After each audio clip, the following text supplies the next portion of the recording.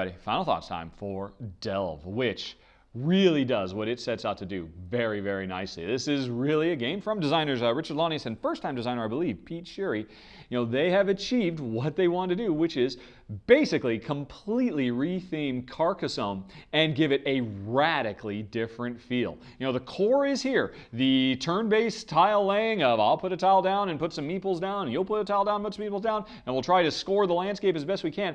But we're not making, bucolic French countrysides with farmlands and chapels and little villages. Nah, we're making a death-dealing dungeon with treasure around every turn and tons of peril to face. So it's very, very clever and works really, really nicely. Jen and I were surprised how much we enjoy it.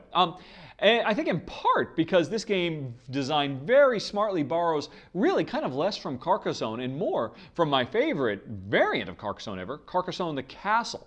It gives you a lot more freedom with how you lay out your tiles. I definitely love it, and I could see this being a perfectly reasonable thing to add to regular Carcassonne, the notion of you don't have just one tile to choose from, you've got three, so you have a lot more flexibility about what you're doing. But you also get flexibility because you're allowed to mix and match tiles. There's only one rule: make sure your corridors or roads are adhered to, but otherwise you can build this however you want. And then on top of that, instead of just putting meeples down to indicate that you're going to try to score these areas, you've got secret deployable characters, and nobody really knows for sure until you reveal what it is you've got in the given room. So that adds an extra air of excitement, because in regular Carcassonne, I've got a really nice area, this is going to score me a lot of points. Okay, well, so everybody else sees that, so they kind of try to muscle in on my action, and it's a simple majority thing. Whoever has the most in a given area takes it. Here, it's not simple, because that's when my thieves and magic users might face off against your gruts in a battle royale death-defying rolling sequence with some interesting choices, because these XP markers are so precious, but they can be so powerful if used at the right time. So, whether you are just, going really quick, trying to snag little bits of land for yourself to score some points, or trying to build for the really, really big epic rooms, you're going to have a lot of drama. If you go big, chances are other players are going to muscle in and you're going to be fighting it out. If you go small, well, you're going to be facing off against a huge collection of all these different encounter cards. And interestingly, I mentioned right up front, this is on Kickstarter right now. You can hit the I to go learn more. Right now, if you can back it, just get the game and its stretch goals, or you can get the game, its stretch goals, and its first expansion, which almost doubles the number of encounter cards you get. And if you're interested in the game, I would definitely suggest doing that, because Jen and I really enjoyed the game quite a bit. And that's interesting because we normally don't like being at each other's throats, trying to steal stuff from each other. We normally don't like a lot of, here, let me read a card, here's a little bit of story, now make a choice and roll some dice to see if it worked. These are all things we tend not to like in other games, like Richard Lanius's Arkham Horror, or games that have been inspired by Arkham Horror. Those just don't work for us. But we enjoyed this one, I think in large part because, the core Euro goodness of Carcassonne is still here, and it works so nicely. And this game plays so fast, so smooth, and it's just so full of twists and turns as you build up a bigger and bigger and bigger stack of loot. And at the end of the game, you reveal who everything is, who got well. But it's a fast game. It's a short game. So we're not too terribly bothered by the player aggression and the random swings. The only thing, this is why I mentioned about get it with the expansion. The only thing that kind of bugs me a little bit, that gives me a little bit of pause, is these encounter cards. They are very, very cool, but there will come a point where you've been through all of them, and you're going to play the game again. You're going to shuffle it back up. You're going to, see new ones and different ones, but you'll start seeing some of the same objectives or encounters over and over again.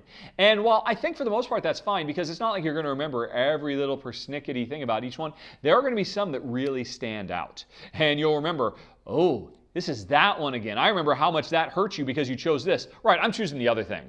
So the thing is, the more you play it, the more familiar you are going to be with this deck. And it's not like all these choices are, well, this is a simple, black and white. If you could see these choices before you make them, it's usually pretty obvious which one you should do.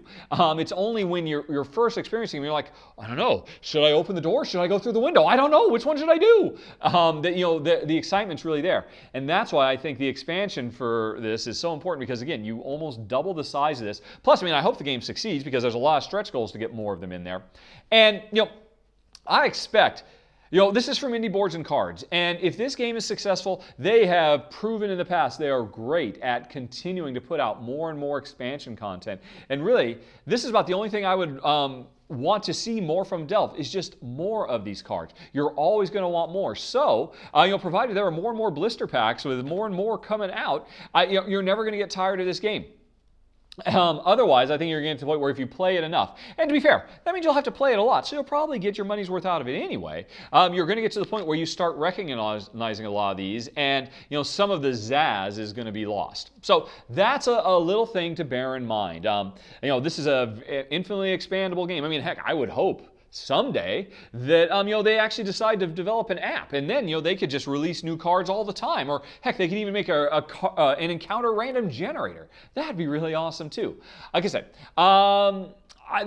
that's the one tiny little thing that it kind of sets you back. So it's something to bear in mind. If you plan on playing this game a lot, like dozens and dozens and dozens of times every month, you're going to go through this deck. You're going to start to memorize these. And because the design of these there are often very clear choices. Well, A or B? Of course I would choose B if I knew the whole thing. You will eventually get to where you know the whole thing. And then you have a situation where if an experienced player is playing against noobs who don't know what any of these cards are, the noob is going to be kind of at an unfair disadvantage. So it's a little thing that is, like I said, mostly resolved by providing more content. But that's kind of the nature of this style of game. It's all your Arkham horrors. That's why Arkham Horror has a bajillion expansions, because you want to feed that beast. Once you got the game and you like it, you want more new content. Delve is a game that I think is poised to get tons and tons of new content. Like I said, Indie Board and Cards, they've done that in the past. Like if you look at how well they've supported Flashpoint Fire Rescue, they just constantly put out new stuff. I suspect the same thing will be true for Delve as well. And that's it, folks. Thanks for watching. Now, if you have any questions, comments, concerns, as always, please let me know. Like I said, Kickstarter link is right up there. You can check it out. If you're going to back it, definitely back it with the expansion to double the size of this deck. So you'll get a lot more life out of this very fun game. And I cannot reiterate enough, I went in expecting this thing, well, this is clever, but Jen and I won't enjoy it, because I knew we were going to be fighting each other a lot. I knew there were going to be lots of draw and see what happens kind of stuff. These are things normally we can't stand. They just don't work for us. They're not the kind of thing we enjoy. But here, we did find ourselves, rolling dice with abandon and fist pumping at successes and having a great time while delving in Delve. So, questions, comments, concerns, as always, please let me know. Otherwise, I hope you have a very, very nice day. Talk to you later, everybody. So long. Bye-bye.